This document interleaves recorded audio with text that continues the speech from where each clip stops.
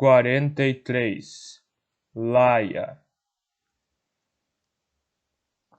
No momento em que a águia de sangue está longe do alcance de nossa voz, eu me viro para Kenan. Não vou deixar Elias, digo. Se Ellen colocar as mãos nele, ele vai ser levado direto para Antium, para ser executado. Kenan faz uma careta. Laia. Ele diz. Pode ser tarde demais para isso. Não há nada que impeça de entrar na prisão e tomá-lo em custódia. Ele baixa a voz. É melhor você se concentrar em Darren. Não vou deixar Elias morrer nas mãos dela, digo. Não quando eu sou a única razão para ele estar em Calf. Perdão, diz Kenan. Mas o veneno levará Elias logo logo de qualquer maneira. Então você o deixaria para ser torturado e executado publicamente? Sei que Kenan jamais gostou de Elias, mas não achei que sua animosidade fosse tão profunda. A luz da lamparina bruxuleia e Kenan passa uma mão no cabelo, o senho franzido. Chuta algumas folhas úmidas do caminho e gesticula para que eu me sente. Nós podemos libertá-lo também. Argumento. Só teríamos que nos mexer rápido e encontrar uma maneira de entrar na prisão. Não acredito que Aquila possa simplesmente entrar lá dentro, caminhando e tirá-lo de lá. Ela já teria feito isso se fosse seu caso. Não teria perdido tempo conversando com a gente. Desenrola o mapa de Elias, agora sujo de terra e apagado. Essa caverna, aponto para um local que Elias marcou no mapa. Fica ao norte da prisão. Mas talvez possamos entrar nela. Nós precisaríamos de pólvora para isso, diz Kenan. Não temos nenhuma. Está bem. Aponto para outro caminho marcado do lado norte da prisão, mas Kenan balança a cabeça. Aquela rota está bloqueada pela informação que tenho, de 6 meses atrás. Elias esteve aqui 6 anos atrás. Olhamos fixamente para o pergaminho e aponto para o lado oeste da prisão, onde Elias marcou uma rota. Que tal esse atalho? Há esgotos aqui. É exposto, sim, mas eu poderia me tornar invisível como fiz durante o ataque. Kenan olha para mim bruscamente. Você andou praticando aquilo de novo? Quando deveria estar descansando? Quando não respondo, ele resmunga. Céus, Laia. Nós precisamos de todas as nossas forças para isso dar certo. Você está se exaurindo tentando utilizar algo que não compreende. Algo que não é confiável. Desculpe. Resmungo. Se toda a minha prática realmente desse em algo, então talvez eu poderia argumentar que o risco de exaustão vale a pena. E sim, algumas vezes, enquanto Kenan estava de vigília, ou fora explorando, eu tive a sensação de quase haver compreendido aquele sentimento estranho de formigamento que significava que ninguém conseguia me ver. Mas tão logo eu abri os olhos e olhava para baixo, percebia que havia fracassado de novo. Comemos em silêncio e quando terminamos, Kenan se levanta. Eu me ponho de pé com dificuldade. Vou explorar a prisão, ele diz. Vou ficar ausente por algumas horas. Preciso descobrir alguma coisa. É mais fácil explorar sozinho, Laia. Diante da expressão irritada em meu rosto, ele toma minha mão e me puxa para perto. Confie em mim. Ele diz contra os meus dedos. Ele diz contra meus cabelos. O calor de Kenan dissipa o frio que parece residir em meus ossos. Vai ser melhor assim. Não se preocupe. Ele se afasta, os olhos escuros ardentes. Vou encontrar uma maneira de entrarmos, prometo. Tente descansar enquanto eu estiver longe. Vamos precisar de toda a nossa energia nos próximos dias. Após sua partida, organizo nossos limitados pertences, afio nossas armas e pratico o pouco que Kenan teve chance de me ensinar. O desejo de tentar novamente descobrir meu poder me chama, mas o aviso de Kenan ecoa em minha cabeça. Algo que não é confiável. Enquanto eu desenrolo o saco de dormir, o punho de uma das cimitarras de Elias chama minha atenção. Tiro cuidadosamente as armas do esconderijo. Enquanto as examino, um calafrio percorre meu corpo. Tantas almas partiram da terra no fio dessas lâminas, algumas por minha causa. É sinistro pensar nisso, e mesmo assim sinto que as cimitarras me oferecem um estranho tipo de conforto. Elas sentem como Elias. Talvez porque eu esteja acostumada a vê-las apontando para cima, atrás de sua cabeça, naquele V familiar. Quanto tempo se passou desde a última vez que o vi buscando aquela cimitarra no primeiro indício de ameaça? Quanto tempo se passou desde que ouvi sua voz de barítono me estimulando, me fazendo rir? Apenas 6 semanas, mas parece muito mais. Sinto saudades dele. Quando penso no que vai acontecer com ele, nas mãos de Ellen, meu sangue ferve de raiva. Se fosse eu que estivesse morrendo envenenada pela erva da noite,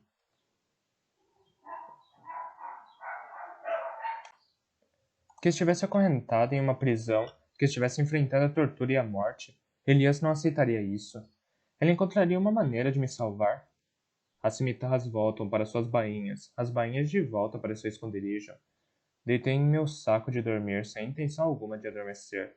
Uma vez mais, penso comigo mesma. Se não der certo, vou deixar isso de lado, como Kenan pediu. Mas devo a Elias pelo menos isso. E quando fecho os olhos e tento esquecer a mim mesma, penso em Izzy, em como ela se transmutava na casa da comandante, feito um camaleão, sem ser vista, sem ser ouvida. Ela tinha os pés e a fala suaves, mas tudo via e ouvia. Talvez isso não diga respeito somente a um estado da minha mente, mas ao meu corpo. Sobre encontrar a versão silenciosa de mim mesma. A versão tipo Easy de mim mesma. Desapareça, como fumaça no ar frio. Como Easy e seu cabelo na frente dos olhos. Como uma máscara se movendo furtivamente através da noite. Mente quieta, corpo quieto. Mantenho cada palavra distinta, mesmo quando minha mente começa a se cansar. E então eu sinto um formigamento, primeiro na ponta dos dedos. Inspire, expire. Não o deixe ir embora. A sensação se espalha pelos meus braços. A sensação se espalha para os meus braços, torso, pernas e cabeça. Quando Kenan retorna à caverna horas mais tarde, com um fardo debaixo do braço, eu me ponho de pé de um salto e ele suspira. Sem descanso, então, presumo. Diz. Eu tenho uma notícia boa e uma ruim. A ruim primeiro. Eu sabia que você diria isso. Ele coloca o fardo no chão e começa a abri-lo. A notícia ruim. A comandante chegou. Os auxiliares de Calf começaram a cavar sepulturas. Pelo que eu vi, nenhum único prisioneiro será poupado. Meu entusiasmo por ser capaz de desaparecer se evapora. Céus, digo. Todas aquelas pessoas. Nós deveríamos tentar salvá-las. É uma ideia tão maluca que tenho o discernimento de não dizê-la em voz alta para Kenan. Vão começar amanhã, no fim da tarde, ele diz, ao pôr do sol. Darren, ele vai ficar bem, porque nós vamos tirá-lo de lá antes disso. Conheço uma maneira de entrar na prisão. Eu roubei isso aqui. Ele ergue uma pilha de tecido negro do fardo, uniforme de Calf. Roubei de um depósito na rua. Não vamos enganar ninguém de perto, mas se conseguirmos ficar longe o suficiente de olhos intrometidos, podemos usá-los para entrar. Como vamos saber onde Darren está? Pergunto. A prisão é enorme. Como vamos andar lá dentro? Ele tira mais uma pilha de tecidos do fardo. Essa, mais encardida. Ouço o retinir de punhos de escravos. Nós trocamos de roupa. Ele diz. Meu rosto está por toda parte do Império, digo. E se eles me reconhecerem? E se... Laia. Kenan diz pacientemente. Você precisa confiar em mim. Talvez, hesito, perguntando-me se ele vai ficar incomodado. Não seja estúpida, Laia. Talvez não precisemos dos uniformes. Eu sei que você disse para não fazer isso, mas eu tentei desaparecer de novo. E consegui. Eu faço uma pausa, aguardando a reação dele, mas Kenan apenas espera que eu siga em frente. Eu descobri como, esclareço. Eu posso desaparecer. Posso controlar o efeito. Me mostre. Franzo o senho. Eu esperava algo da parte dele, talvez raiva ou entusiasmo, mas ele não viu o que sou capaz de fazer. Ele só viu meu fracasso. Fecho os olhos e mantenho minha voz interior clara e calma. No entanto, uma vez mais, eu fracasso. 10 minutos depois abro os olhos, Kenan espera calmamente e simplesmente dá de ombros. Eu não duvido que isso funcione às vezes. A doçura em sua voz só me frustra. Mas não é confiável. Não podemos apostar a vida de Darren nisso. Assim que ele estiver livre, brinque o quanto quiser. Mas, por hora, deixe isso de lado. Mas pense no que aconteceu nas últimas semanas. Kenan parece irrequieto, mas não desvia o olhar de mim. O que quer que tenha para dizer, ele criou coragem agora. Se tivéssemos nos separado de Elias e Izzy, como eu tinha sugerido, a tribo de Elias estaria segura. E um pouco antes do ataque no acampamento de Áfia. Não é que eu não quisesse ajudar os eruditos. Eu queria. Mas nós devíamos ter pensado nas consequências. Não pensamos. E Izzy morreu. Ele disse nós. Eu sei que ele quer dizer você. Sinto o calor em meu rosto. Como ele ousa jogar meus fracassos na minha cara como se eu fosse uma criança repreendida na escola? Mas ele não está errado, está? Todas as vezes que precisei tomar uma decisão, eu escolhi errado. Um desastre após o outro. Minha mão vai até meu bracelete, mas ele parece frio, vazio. Laia. Faz muito tempo que não me importo com ninguém. Kenan coloca as mãos em meus braços. Não tenho família, como você. Não tenho nada nem ninguém. Ele corre um dedo sobre meu bracelete e um súbito cansaço inunda meus movimentos. Você é tudo que eu tenho.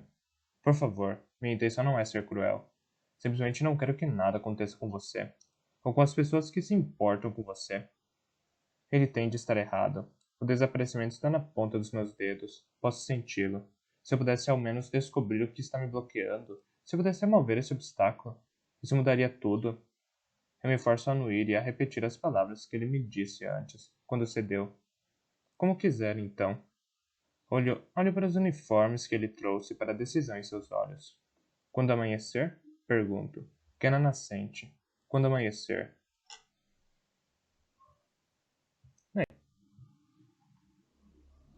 44. Elias. Quando o diretor entra em minha cela, sua boca está virada para baixo, seu senho franzido, como se tivesse encontrado um problema que nenhum de seus experimentos pudesse solucionar. Após andar de um lado para o outro algumas vezes, ele fala: Você vai responder a todas as minhas perguntas. Ele ergue os olhos azul claros para mim. Ou eu corto seus dedos um por um. Suas ameaças são normalmente bem menos grosseiras. Uma das razões por que o diretor gosta de extrair segredos são os jogos que ele pratica enquanto faz isso. O que quer que queira de mim, ele deve querer muito. Eu sei que a irmã de Darren e Laia de Serra são Eu sei que a irmã de Darren e Laia de Serra são uma e a mesma pessoa. Diga-me, por que você viajou com ela? Quem ela é para você? Por que você se importa com ela? Procuro manter uma expressão neutra no rosto, mas meu coração bate desconfortavelmente rápido. Por que ele quer saber? Quero gritar. O que você quer com ela? Quando eu não respondo imediatamente, o diretor puxa uma faca do uniforme e abre meus dedos contra a parede. Tenho uma proposta para você, digo rapidamente. Ele ergue uma sobrancelha, a faca a centímetros do meu indicador. Se você examinar os fatos, Elias, verá que não está em condições de me propor nada. Não vou precisar de dedos da mão, do pé ou de qualquer coisa que seja por muito mais tempo. Digo, estou morrendo. Então proponho um trato. Eu respondo qualquer pergunta que você me fizer honestamente, se você fizer o mesmo. O diretor parece genuinamente confuso. Que informação você poderia usar à beira da morte, Elias? Ah, ele faz uma careta. Céus. Não me diga. Você quer saber quem é o seu pai? Não me importa em saber quem é o meu pai, digo. De qualquer forma, estou certo de que você não sabe. O diretor balança a cabeça. Que pouca fé você tem em mim? Muito bem, Elias. Vamos jogar o seu jogo. Um ligeiro ajuste nas regras, no entanto. Eu faço todas as perguntas primeiro, e se ficar satisfeito com as respostas, você poderá me fazer uma e somente uma pergunta. É um trato terrível, mas não tem outra saída. Se Cannon planeja trair Laia em prol do diretor, eu preciso saber por quê. O diretor se inclina para fora da porta da cela e grita com um escravo para lhe trazer uma cadeira. Uma criança erudita, entra na cela com uma cadeira, seu olhar passando rapidamente por mim, com uma ligeira curiosidade. Eu me pergunto se não é Beck, se não é Bee, a amiga de Tess. Eu me pergunto se não é Bee, a amiga de Tess. Instigado pelo diretor, conto a ele sobre como Laia me salvou da execução e sobre como eu jurei ajudá-la. Quando me pressiona, eu lhe conto como passei a me importar com ela após vê-la em Blackcliff. Mas por quê? Ela possui algum conhecimento especial? Ela é dotada, talvez, de algum poder além da compreensão humana? O que especificamente o faz valorizá-la? Eu havia deixado de lado as observações de Darren sobre o diretor, mas agora elas voltam até mim. Ele estava frustrado. Era como se não tivesse bem certeza do que perguntar. Como se as perguntas não fossem suas, para começo de conversa. Ou como se não fizesse ideia nem do porquê estava fazendo aquelas perguntas. Eu só conheço a garota há alguns meses, digo. Ela é esperta, corajosa. O diretor suspira e acena com a mão, desdenhosamente. Não tenho tempo para esse tagarelar romântico, ele diz. Pense racionalmente, Elias. Existe algo em comum a respeito dela? Ela sobreviveu ao comandante, digo, impaciente. Para o meu erudito, isso é bastante incomum. O diretor se recosta para trás e coça o queixo com um olhar distante. Realmente, ele diz. Como ela sobreviveu? Marcos deveria tê-la matado. Ele fixou um olhar avaliador sobre mim. A cela congelante subitamente parece mais fria ainda. Conte-me sobre a eliminatória. O que aconteceu exatamente no anfiteatro? Não é uma pergunta que eu esperava, mas relato o que aconteceu. Quando descrevo o ataque de Marcos sobre lá, ele me interrompe. Mas ela sobreviveu, ele disse. Como? Centenas de pessoas a viram morrer. Os adivinhos nos enganaram, digo. Um deles recebeu o golpe que era para Laia. Caim nomeou Marcos vitorioso. Na confusão, seus irmãos levaram Laia embora. E então? Diz o diretor. Conte-me o resto. Não deixe nada de fora. Eu hesito, porque algo a respeito disso parece errado. O diretor se levanta, escancara a porta da cela e chama por Tess. Ouço os passos de uma criança, e um segundo mais tarde ele pega Tess violentamente pelo cangote e coloca uma faca na garganta do garoto.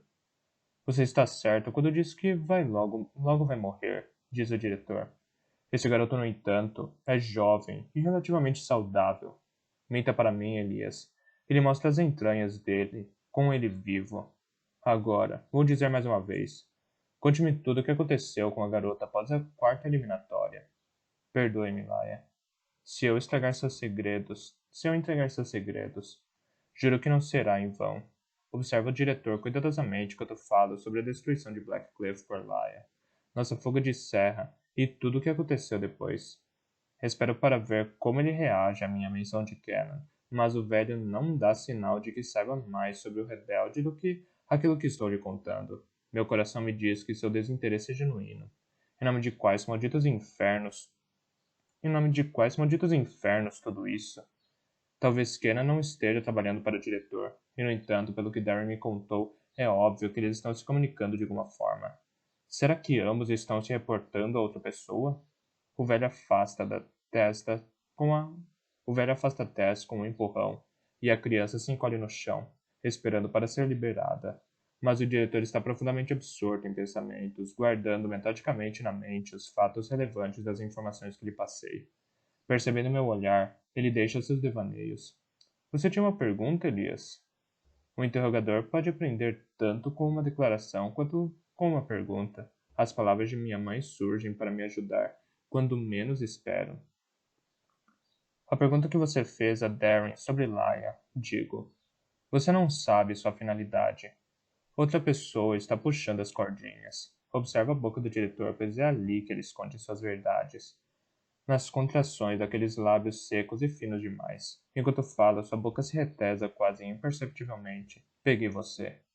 Quem é ele, diretor? O diretor se levanta tão rapidamente que derruba a cadeira. Tess imediatamente dá o fora da cela. Minhas correntes se soltam quando o diretor baixa a alavanca da parede. Eu respondi tudo o que você me perguntou, digo. Por 10 infernos, porque estou perdendo meu tempo. Fui um tolo em acreditar que ele honraria seu juramento. Você não está honrando a sua parte do trato. O diretor faz uma pausa no marco da sala, o rosto meio virado para mim, sem sorrir. A luz da tocha no corredor aprofunda os vincos nas paredes e no queixo.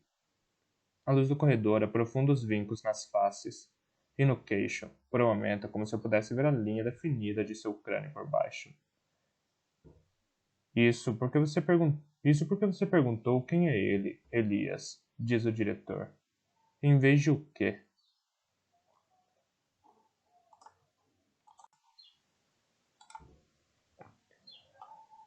45. Laia. Com tantas noites antes dessa, o descanso é ilusório. Kenan dorme a meu lado, um braço jogado sobre meu quadril, a testa encostada em meu ombro. Sua respiração silenciosa quase me embala em sonhos. Mas toda vez que chego perto, acordo sobressaltada e me sinto aflita novamente. Será que Darren está vivo? Se estiver, e se eu puder salvá-lo? Como chegaremos a Merrin? Será que Spiro estará esperando lá como prometeu? Será que Darren quer mesmo fazer armas para os eruditos? E quanto a Elias, talvez Ellen já o tenha capturado, ou talvez ele esteja morto, destruído pelo veneno que corre em suas veias. Se ele viver, não sei se Kenan vai me ajudar a salvá-lo, mas eu preciso salvá-lo. E não posso deixar os outros. E não posso deixar os outros eruditos também.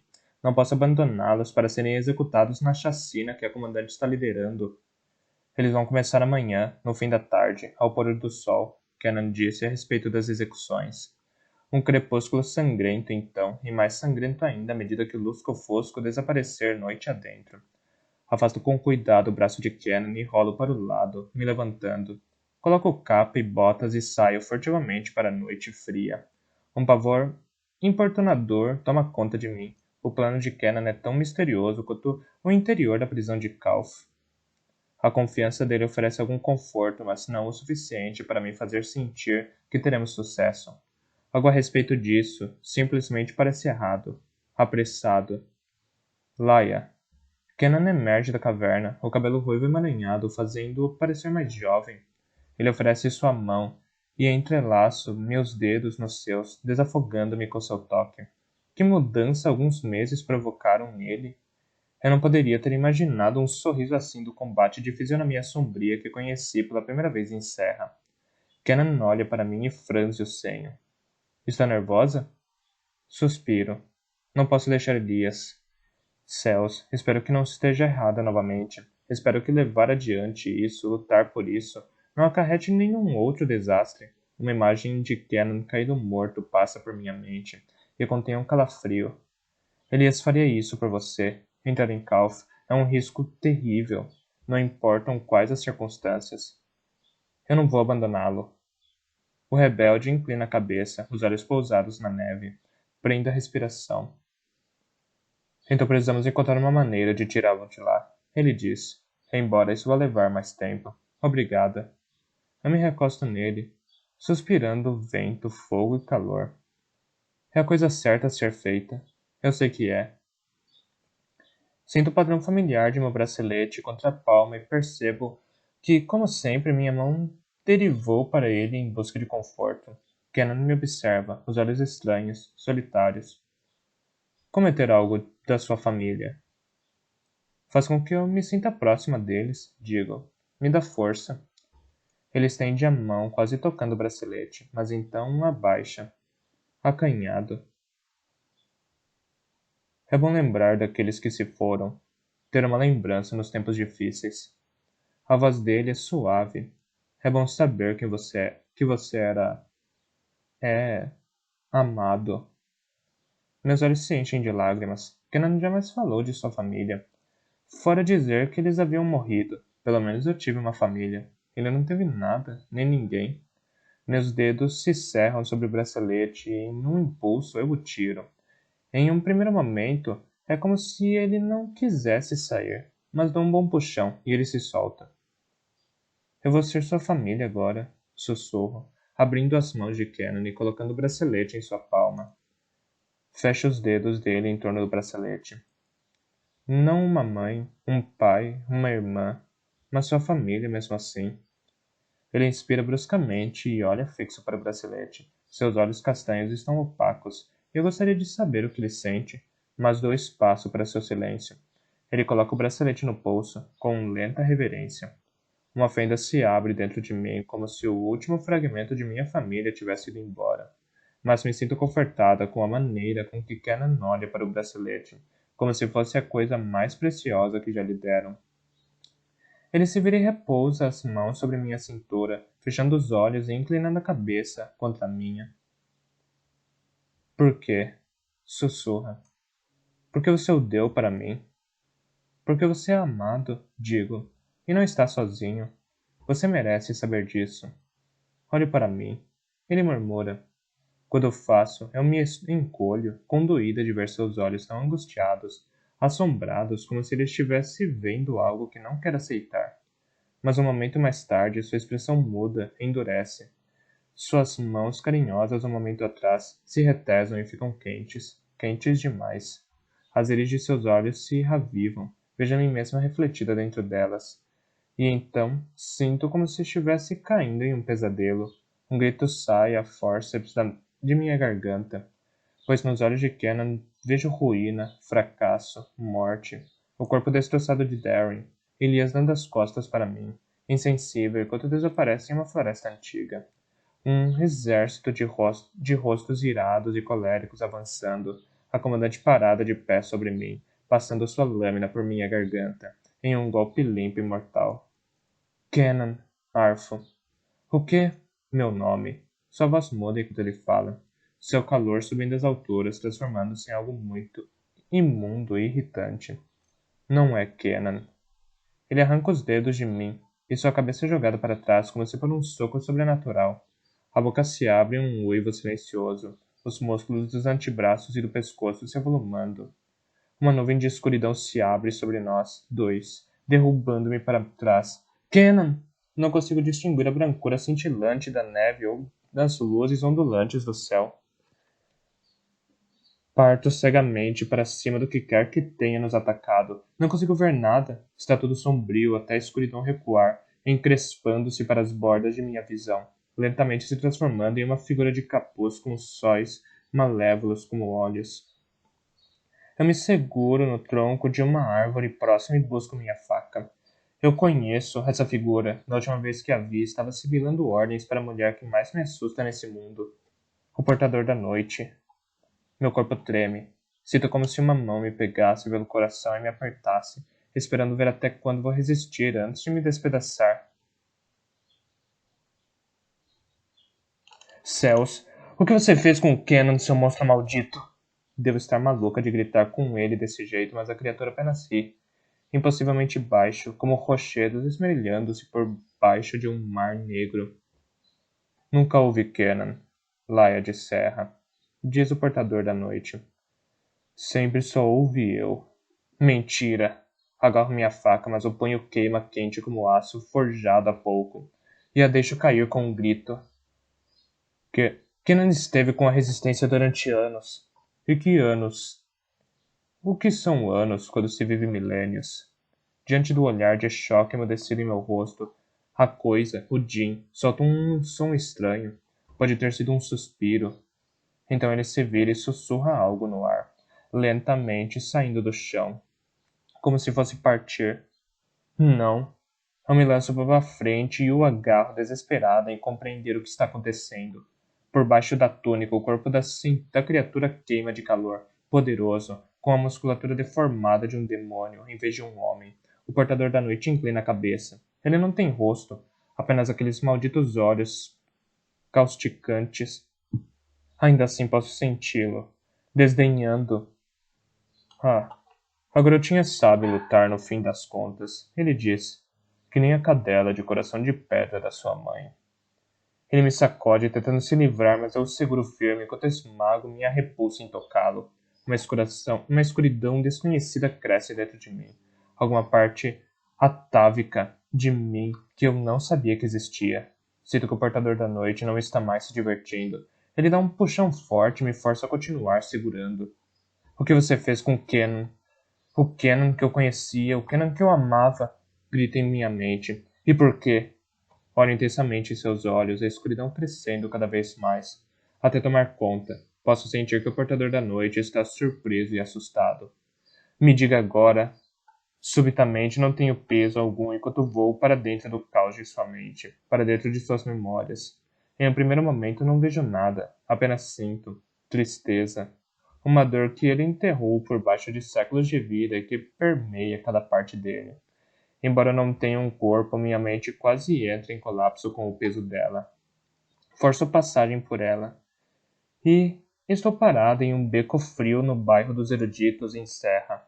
O vento me castiga através das roupas, e ouço um grito abafado, e me viro, e vejo o portador da noite se transformando, gritando de dor enquanto usa todo o seu poder para se metamorfosear em uma criatura ruiva de 5 anos. Ele caminha trôpego para fora do beco e entra na próxima rua, desabando sobre o alpendre de uma casa em ruínas. Muitos tentam ajudá-lo, mas ele não fala com ninguém. Então um homem de cabelos escuros, dolorosamente familiar, para e se ajoelha ao seu lado. Meu pai. Ele pega a criança no chão. A memória muda para um acampamento no fundo de um cânion. Combatentes da resistência comem, conversam, treinam com armas. Duas figuras estão sentadas a uma mesa, e sinto um aperto do coração quando a vejo. Minha mãe e Liz. Elas dão as boas-vindas a meu pai e a criança ruiva, oferecem a ele um prato de ensopado e cuidam de seus ferimentos. Liz lhe dá um gato de madeira que meu pai havia entalhado para ela e se senta ao lado dele para que não tenha medo. Mesmo enquanto a memória troca novamente, relembro um dia frio e chuvoso na cozinha da comandante meses atrás, quando a cozinheira contou uma história para mim e Izzy sobre o portador da noite. Ele se infiltrou na resistência, assumiu forma humana e posou como um comandante. Ele se aproximou da sua mãe, a manipulou e a usou. O seu pai percebeu. O portador da noite tinha ajuda, um traidor.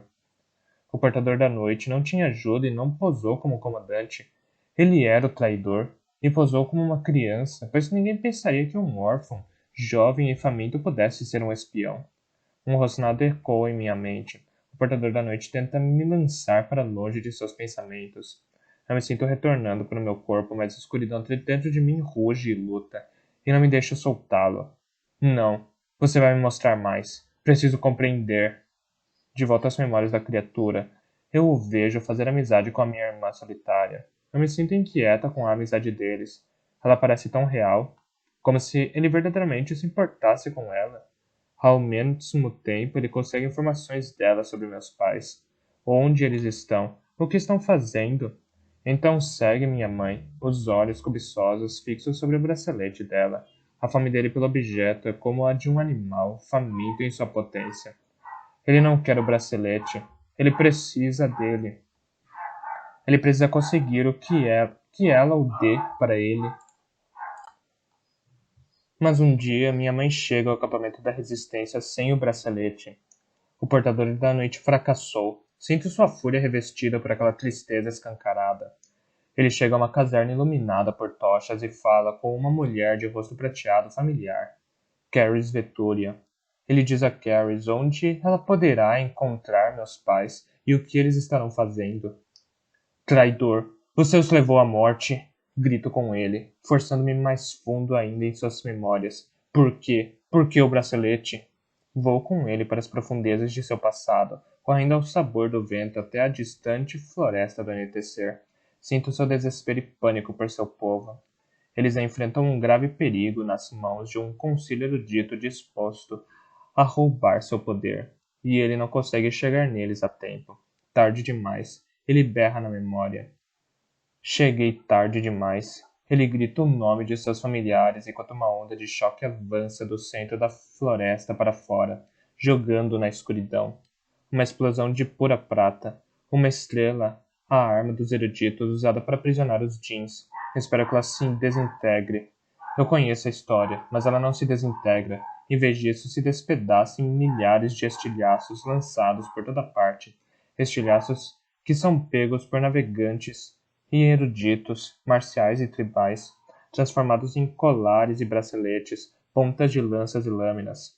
A ira do portador da noite me deixa sem ar, pois ele não pode simplesmente tomar de volta esses fragmentos. Cada vez que encontra um, ele deve se assegurar de que seja oferecido livremente, por absoluto amor e confiança. Essa é a única maneira que ele pode remontar a arma que aprisionou o seu povo, para que ele possa libertá-los novamente.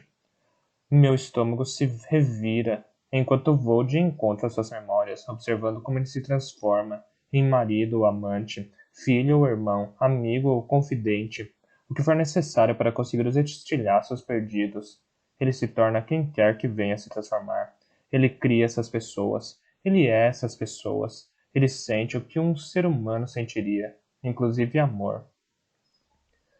E então observo quando ele me descobre. Vejo a mim mesmo através de seus olhos, uma pobre garota ingênua e que vem implorar ajuda à resistência. Observe quando ele se dá conta de quem eu sou e do que possuo.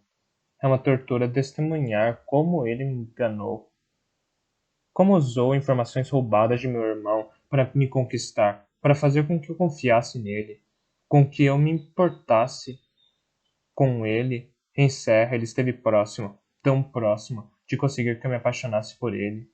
Mas então dei a Izzy a liberdade que ele havia me oferecido e desapareci com Elias. E seu plano cuidadosamente elaborado naufragou. E durante o tempo todo ele precisou manter sua fachada em meio à resistência para levar adiante um plano com meses de preparação. Persuadir os rebeldes a matar o imperador e se sublevarem na revolução erudita. Duas ações que permitiram ao comandante desencadear um genocídio desenfreado sobre meu povo. Foi a vingança do Portador da Noite pelo que os eruditos fizeram com seus familiares séculos atrás. Malditos céus! Uma centena de pequenos detalhes subitamente faz sentido. Quão frio ele foi quando me encontrou pela primeira vez. Quão bem ele parecia me conhecer, mesmo quando eu não havia lhe contado nada sobre mim. Como ele usava sua voz para me acalmar. Quão estranho era o tempo quando Elias e eu partimos pela primeira vez de Serra. Como os ataques dirigidos a nós por parte das criaturas sobrenaturais cessaram após sua chegada na companhia de Izzy. Não, não. Seu mentiroso, seu monstro. Tão logo penso isso, sinto algo no fundo dele que subjaz a todas as memórias e sacode até o âmago de meu ser. Um mar de arrependimento que ele luta para esconder, revolvido em loucura, como se por uma grande tempestade. Vejo meu próprio rosto, então o rosto de Liz. Vejo uma criança com tranças castanhas e um colar prateado antigo. Vejo um navegante sorridente e corcunda, segurando uma bengala encimada de prata. Assombrado é a única palavra para descrever o que vejo. O portador da noite é assombrado. Quando todo o peso do que é essa criatura passa sobre mim, dou um grito sufocado e ele me joga para fora de sua mente e de seu corpo. Vou para trás uns 4 metros, bato em uma árvore e desabo no chão sem ar. Meu bracelete brilha em seu punho tenebroso, a prata, escura e deslustrada durante a maior parte de minha vida. Agora brilha como se feita de luz estelar. Céus, o que é você? Ele sibila. As palavras desencadeiam uma memória. O Effort lá encerra, perguntando-me a mesma coisa. Você pergunta o que eu sou, mas o que é você? Mas o que você é? Você pergunta o que eu sou, mas o que você é? Um vento noturno gelado sopra sobre a clareira e o portador da noite sobe com ele. Seus olhos ainda estão fixos em mim, hostis e curiosos. Então o vento passa em uma rajada, levando-o junto. A mata fica em silêncio. O céu acima está parado. Meu coração bate tão enlouquecidamente quanto um tambor de guerra marcial. Fecho os olhos e os abro, esperando despertar desse pesadelo. Estendo a mão para meu bracelete, precisando do conforto que ele me oferece, da lembrança de quem eu sou, do que eu sou. Mas ele se foi. Estou sozinha.